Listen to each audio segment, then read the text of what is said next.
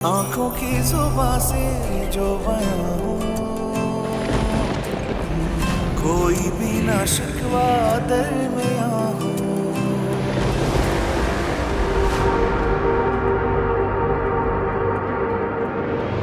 कैसे कहूं किस्साए किस्साए दिल 14 जुलाई से इतवार शब 9 बजे। मेरे दिल से पूछो कि तुम मेरे क्या हो। मैं अपने बाबा से आगे मुलाकात करने आई हूँ। नहीं है वो तुम्हारे बाबा, सिर्फ मेरे बाबा हो। सारा, तमाशा मत क्रिएट करो।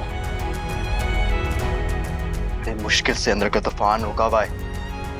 खामोश हूं तो खामोश रहने दो, इसमें तुम्हारी भलाई है।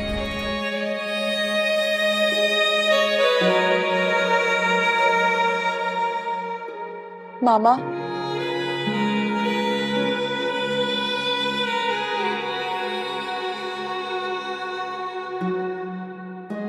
हाँ बेटा। मामा आप यहाँ क्यों सो रही हैं?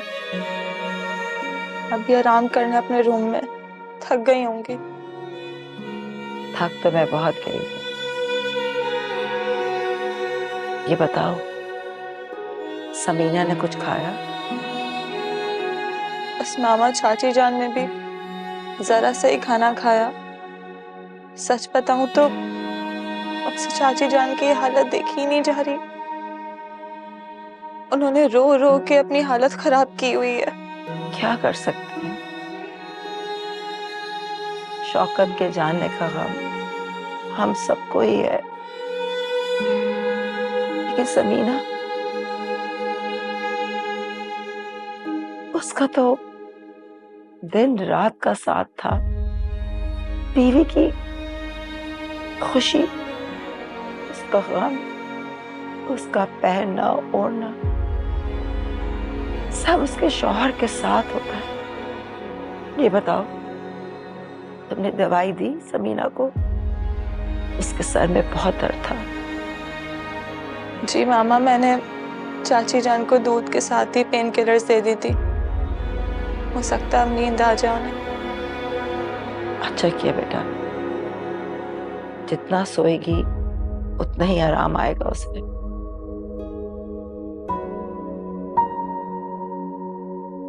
भानु बेटा, तुम्हें समीना का बहुत ख्याल रखना है।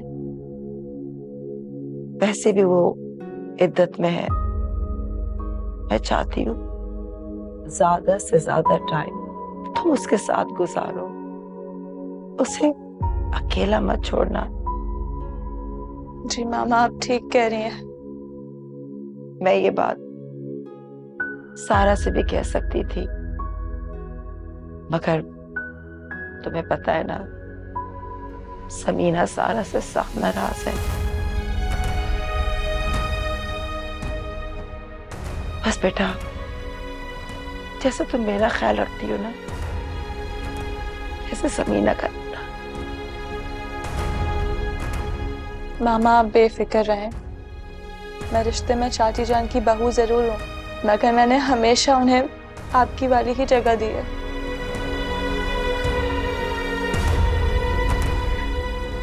शाबाश, जीती रहो। तुमने साबित कर दिखाया है मैंने अपने बच्चों की बहुत अच्छी तरबियत की है। खुश रहो।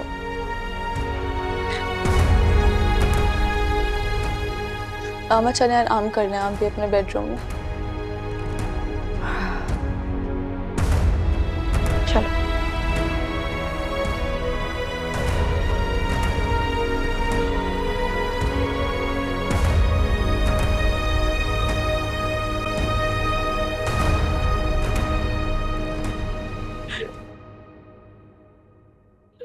मामा मुझे छोड़कर चले गए।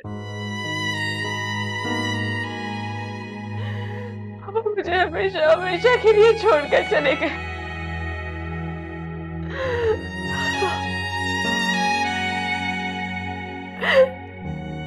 बात तक करने का मौका नहीं दिया उन्होंने। सोचा था मैं उनसे माफी मांगूंगी, वो मुझे माफ कर देंगे, लेकिन खामोशी से चले गए।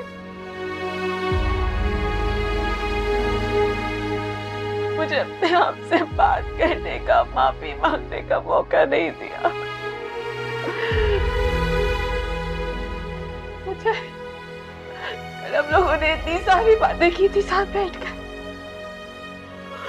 और आज देखो, आज वो चले गए मुझे छोड़कर। ज़ोहेब, सारा, तुम्हें रेस्ट करने की जरूरत है। आजो, आजो।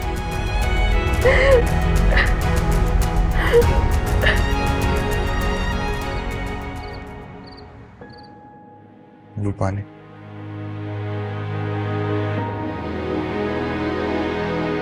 बहुत नूर था शौकत भाई के चेहरे पर। जनाजे में भी कितने लोग थे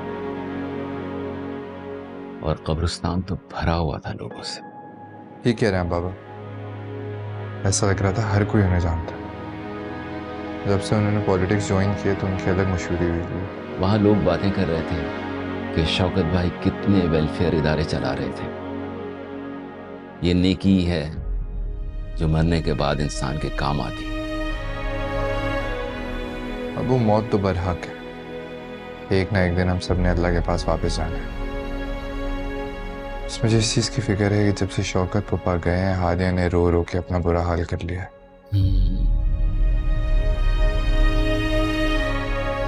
खैर, आप पानी भी हमें चेंज करके आता।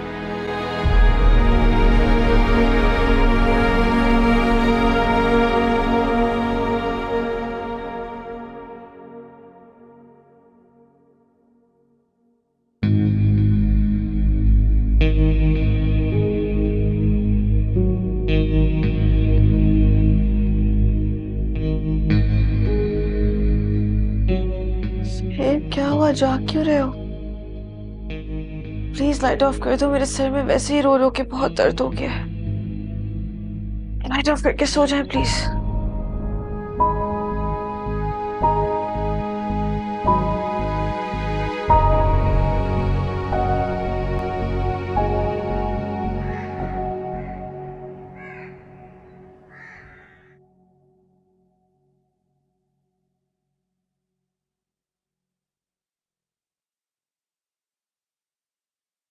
उमर,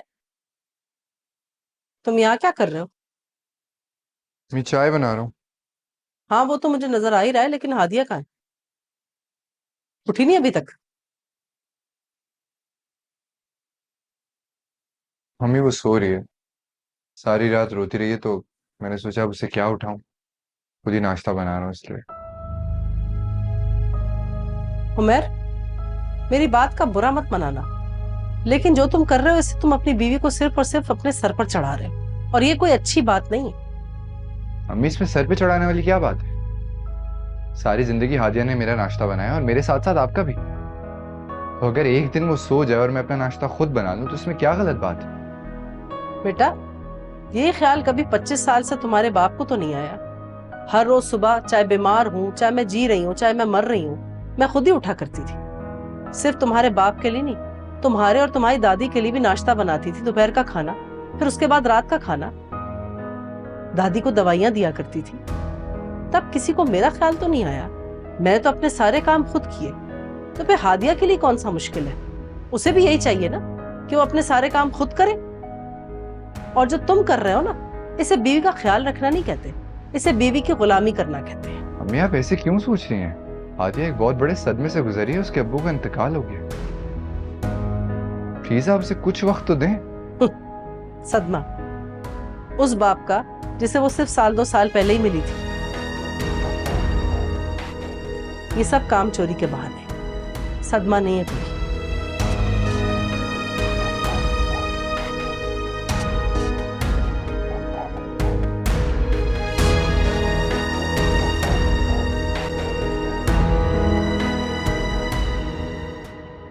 हादिया, बेटा इतना मत रो। अरे बेटा, तबीयत खराब हो जाएगी तुम्हारी, मैं समझ सकती हूँ तुम्हारे दुख को। तुम तो इतनी समझदार, साब्र बर्दाश्त करने वाली लड़की हो। बस शौकत का शायद इतना ही वक्त लिखा था। जैसे अल्लाह की मर्जी। बेटा तभी मैं तुमसे कह रही थी 1-2 दिन यहाँ रुक जाती आयशा के पास तो तुम्हारा दिल लग जाता। अच्छा, मैं अभी आयशा से तुम्हारी वीडियो कॉल पर बात करवाती हूँ। हाँ बेटा, अल्लाह हाफिज।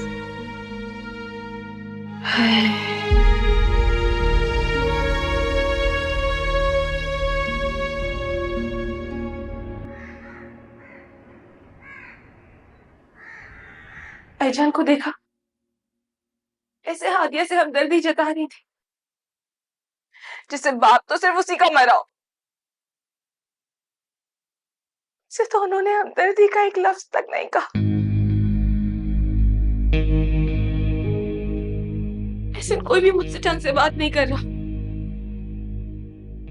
सोहेब से भी बात करती हूँ तो हाँ में जवाब दे देता है, जैसे उसे मेरी कोई परवाह ही नहीं है। आंखों के आंसू किसी को नजर ही नहीं आते।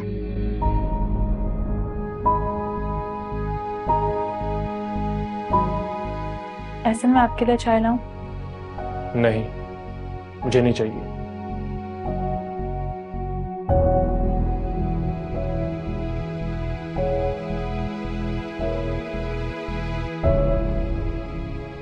मानूर, तुम प्लीज किचन में जाके खाना देखिए। जी।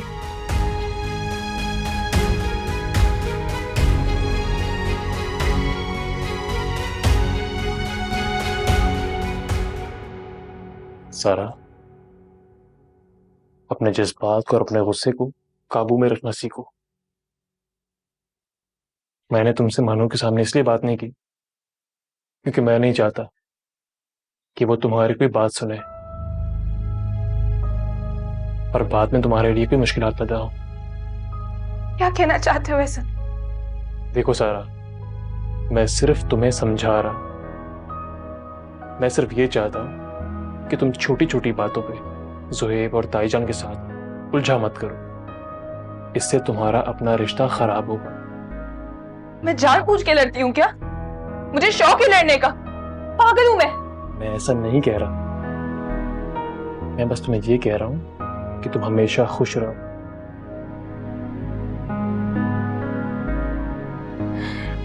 माँ भी मुझसे नाराज है, मुझसे बात नहीं कर रही। तुम मामा की फिक्र मत करो, तुम तो जानती हो वो गुस्से वाली है, उन्हें मैं समझा दूंगा।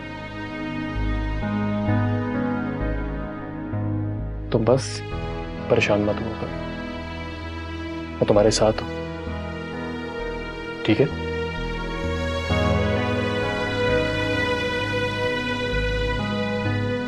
शाबाश।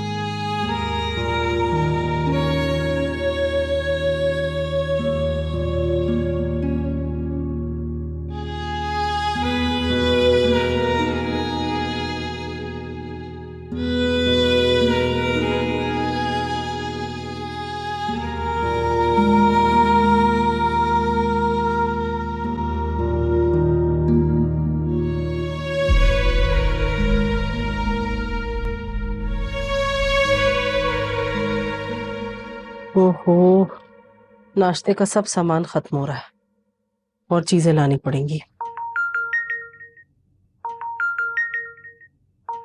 हादिया, तुम्हारा फोन बज रहा है।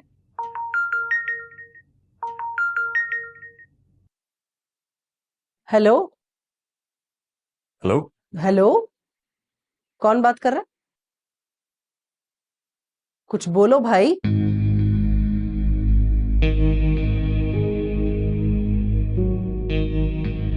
हेलो, मुमानी, किसका फोन है? पता नहीं, मुझसे तो बात ही नहीं कर रहा, शायद मेरी आवाज नहीं अच्छी लगी।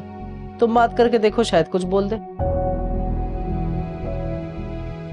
हेलो, हादिया सुनो सुनो, फोन मत बंद करो, मुझे तुमसे मिलना है, अपने लिए और तुम्हारी बेटी के लिए। Wrong number.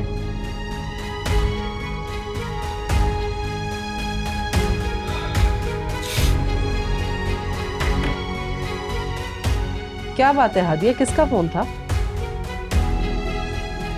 पता नहीं ममानी, कोई रॉन्ग नंबर था। अच्छा, आवाज तो बड़ी जानी पहचानी सी लग रही थी। नहीं तो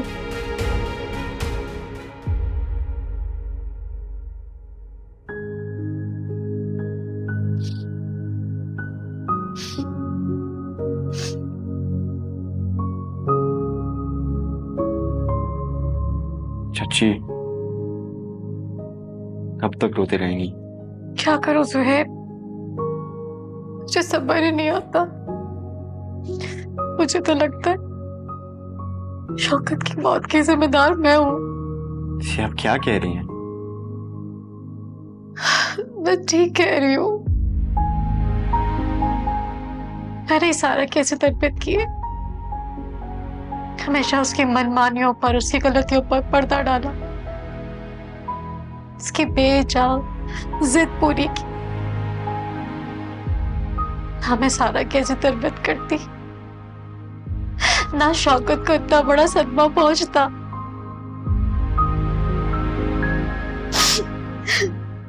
चाची की कोई गलती नहीं है। सारी गलती मेरी है, सारा कसूर ही मेरा है। सुहेब तुम्हें अंदाजा भी नहीं मैं अब कितना पछता रही हूँ। ज़ुहैब,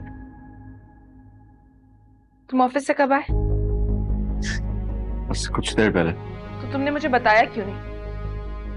तुम कब ऑफिस से आते हो, कब वापस चले जाते हो, मुझे कुछ पता ही नहीं होता।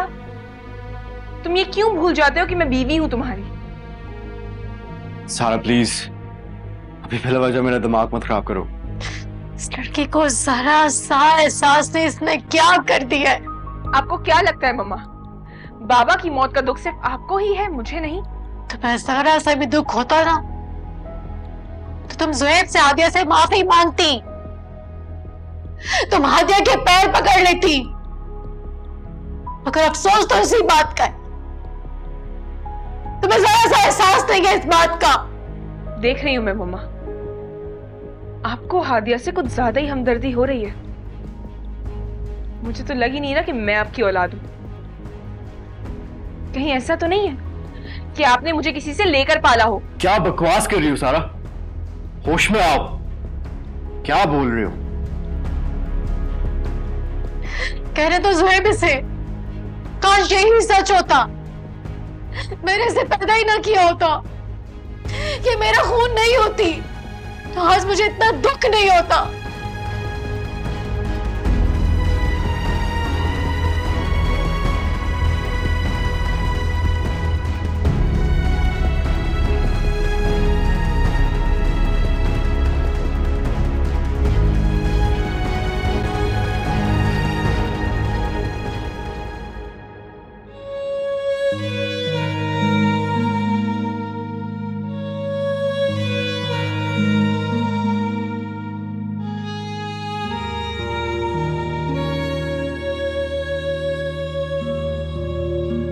हादिया, रोने का कोई फायदा नहीं, रोने से जो जा चुके हैं वो वापस नहीं आएंगे। बेहतर यही होगा कि हम अल्लाह के हर फैसले पे सब्र करें। अगर हम सबको भी एक दिन उसी के पास वापस लौट के जाना है ना, बेहतर यही होगा कि तुम शौकत पप्पा के लिए साले सवाब करो। नेक औलाद भी सदका जारिया होती है।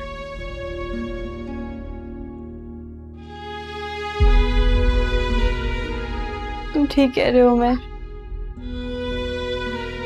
कोशिश करूंगी मेरी जुबान से ऐसी कोई शिकायत ना आए जो मेरे रब की नाराजगी का बायस बने।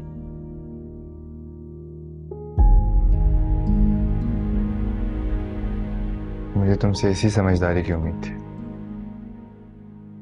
अब रोना बंद करो, ठीक है?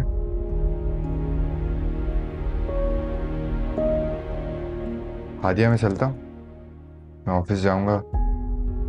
हो सकता है मुझे आज थोड़ी देर हो जाए कि ऑफिस में ऑडिट शुरू हो गया है, तो बॉस ने कहा कि छुट्टी थोड़ी देर से हो। मैं चलता हूँ।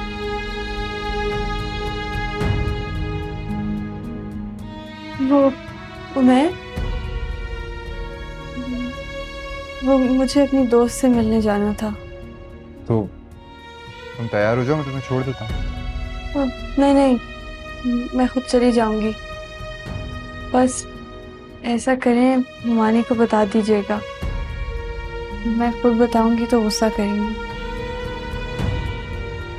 तुम परेशान मत हो, मैं उनसे बात कर लूँगा। और वैसे भी ये तो बहुत अच्छी बात है। ऐसे वक्त में मैं चाहता हूँ कि तुम बाहर जाओ, दोस्तों से मिलो। इस गम को कम करने के लिए हमारे पास दोस्ती तो होते हैं। ऐसे क्या देख रही हो? देख रही हूँ आपको मेरा कितना ख्याल है, इतनी फिक्र करते हैं आप मेरी। मैं वाकई बहुत खुशनसीब हूँ। खुशनसीब तुम नहीं, खुशनसीब मैं हूँ जो मुझे तुम्हारी जैसी बीवी मिली।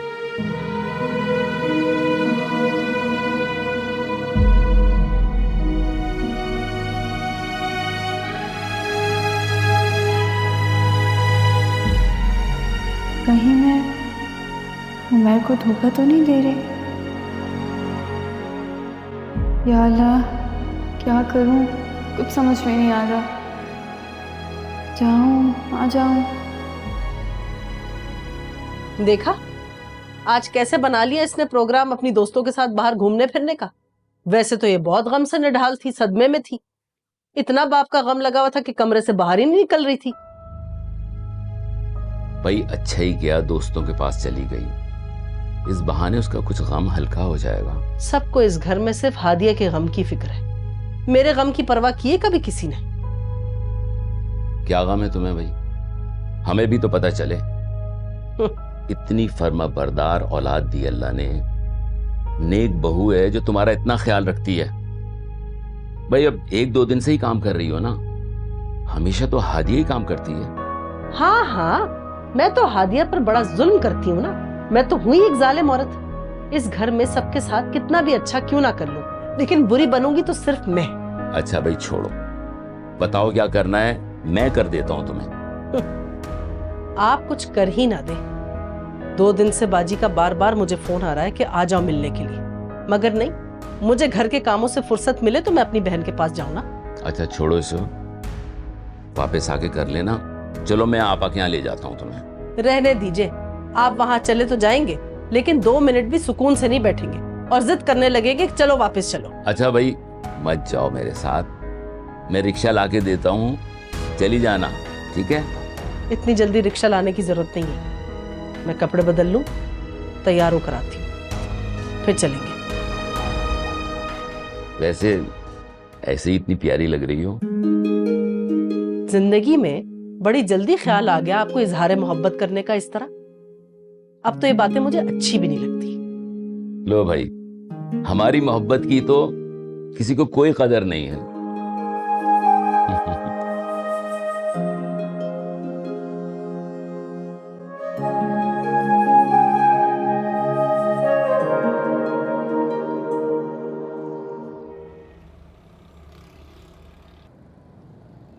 क्या बात करनी है?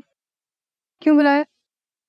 बैठ जाओ तो फिर मैं यहाँ बैठने नहीं आई। प्लीज, बस 5 मिनट।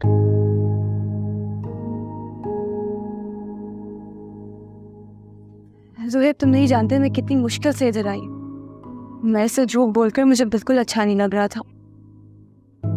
इससे लग रहा था जैसे शौहर को धोखा दे रहे हैं। ठीक कह रही हो तुम जैसी बीवी सिर्फ किस्मतों वाले को मिलती है।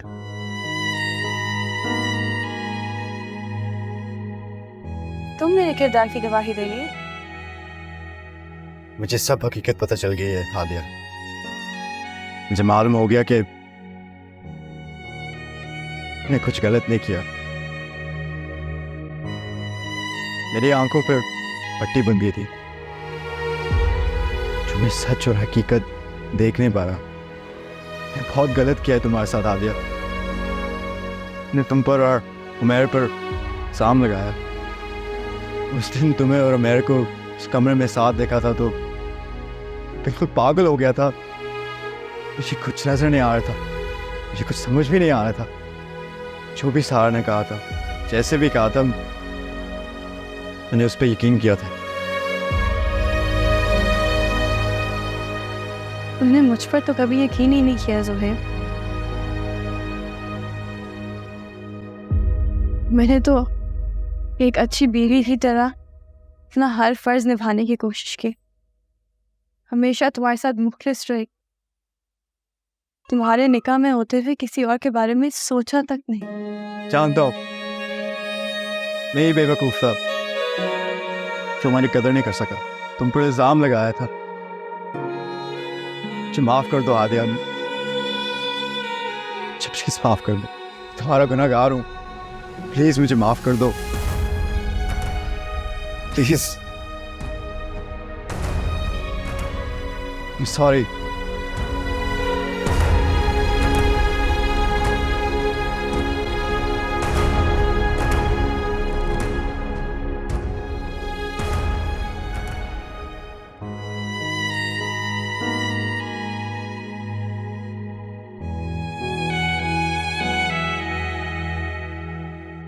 मामा, अगर आप ऐसी टेंशन में रहेंगी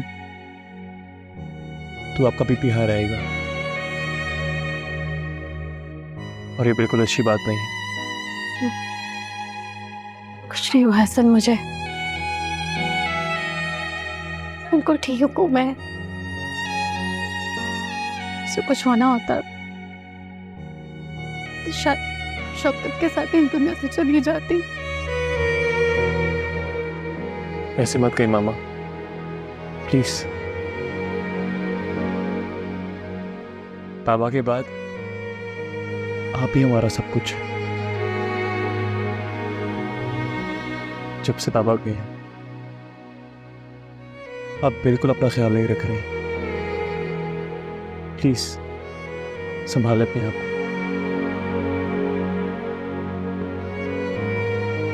सारा, मामा को बीपी की मेडिसिन ला कर दो। ऐसा तुमने मुझे मेडिसिन देनी तो दे दो, मुझे किसी की हमदर्दी नहीं चाहिए।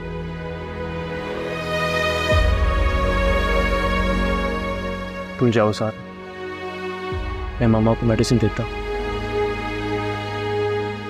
मम्मा, आप कब तक इस तरह मुझसे नाराज रहेंगी? सन, मेरे सर में बहुत दर्द हो रहा है, मैं किसी से बात नहीं करना चाहती। इसको कोई यहाँ से चली जाए। अच्छा प्लीज, आप रिलैक्स रहिए, आप रिलैक्स रहिए। बहुत सर में दर्द हो रहा है, मामा तो रिलैक्स। चली जाए यहाँ से। सारा प्लीज जाओ यहाँ से, अगर ऐसा प्लीज सारा जाओ।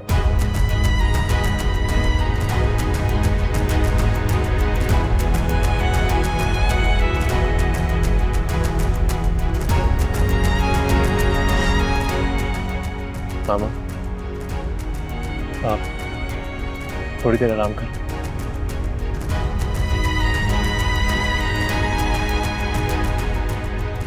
मामा, आपसे एक बात करूं?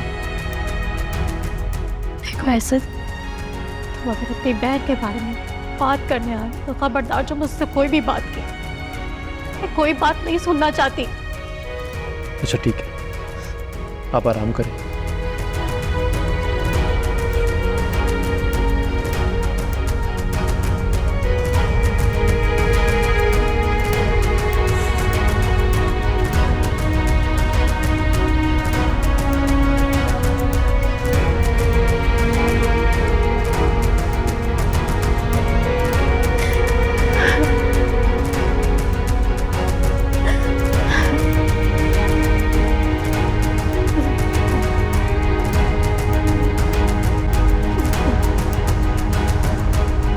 मुझे माफ कर दो आदिया, मैंने अपने साथ साथ तुम्हारी और अपनी बेटी की जिंदगी बर्बाद कर दी है।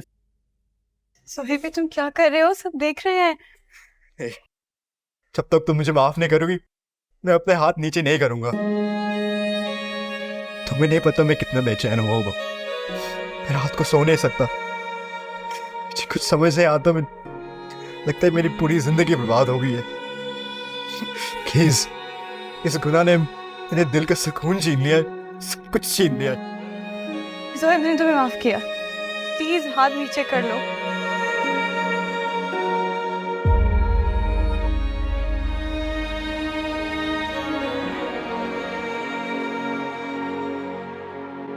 मैंने उस दिन बहुत बड़ी गलती कर दी थी और अब बहुत पछता रहा हूँ।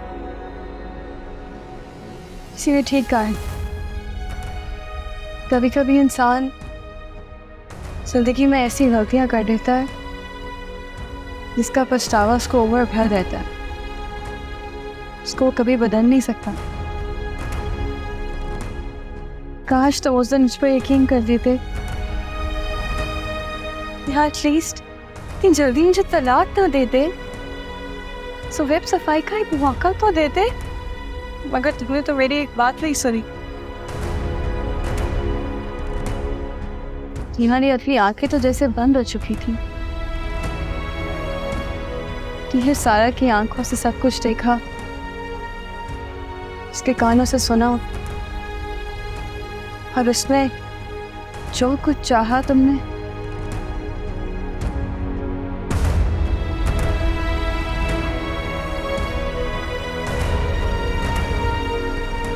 अब इन बातों का कोई फायदा नहीं। गलती को सुधारा भी जा सकता है।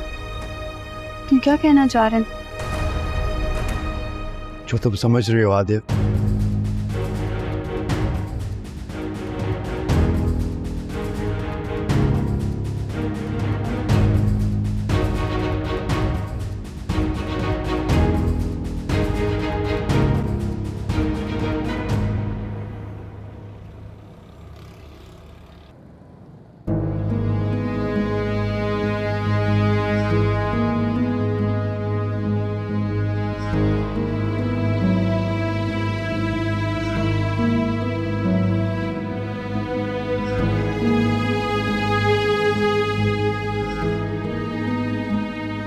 तौबा है, अच्छी तरह पता है कि हालात बिगड़े हुए, मगर फिर भी दरवाजा खुला छोड़ के रखा हुआ है। जिस दिन कोई चोर डाकू घुस गया ना घर में, तब मजा आएगा इन सबको।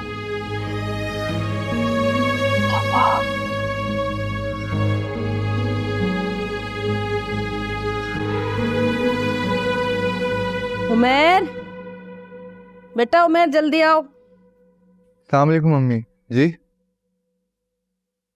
उमेर, हादिया से कहो मुझे एक गिलास पानी पिला दे। जब तक उसे आवाज ना लगाओ वो तो कमरे से बाहर ही नहीं आती। मम्मी मैं पिला देता हूँ, हादिया घर पे नहीं है। क्या? हादिया अभी तक घर वापस नहीं आई? वो है कहाँ? पता नहीं अम्मी, मैंने कॉल की थी, उससे फोन नहीं उठाया। ये ठीक है, हादिया कब से घर से बाहर निकली हुई है और उसे वापस आने का कोई होश नहीं है। तुमने अच्छी ढील दे रखी। किस सहेली के पास गई है वो? पता नहीं अम्मी, उसने नाम तो नहीं बताया, लेकिन उमेर क्या हो गया तुम्हें? हादिया तुम्हारी बीवी है, तुम्हें कुछ तो परवाह होनी चाहिए कि वो किसके घर गई है, कहाँ गई है, तुम्हें बताकर जाना चाहिए उसे। क्या पूछता अम्मी? मुझे वैसे भी ये पुलिस वालों की तरह तफ्तीश करने का शौक नहीं है।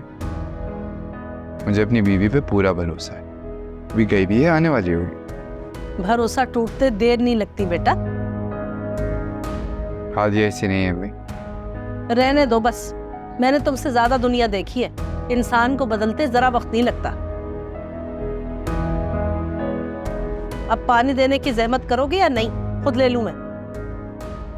जी अम्मी, लाया।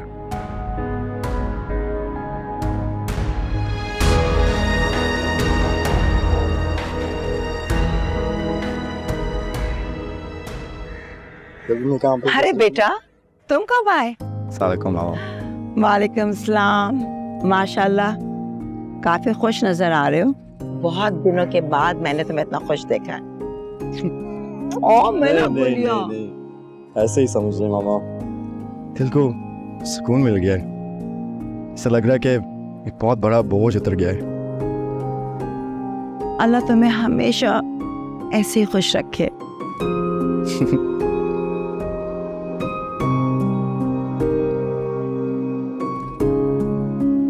ज़ुहैब बेटा, तुमसे एक बात करनी थी, मगर प्लीज मेरी बात का गलत मतलब मत लेना।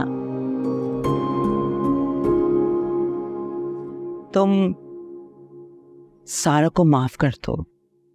देखो बेटा, मैं जानती हूँ सारी गलती सारा की ही होती है। जो होना था सो हो गया। गुजरा हुआ वक्त वापस तो नहीं आ सकता, लेकिन बेटा तुम अपनी जिंदगी के बारे में सोचो, आयशा के बारे में सोचो।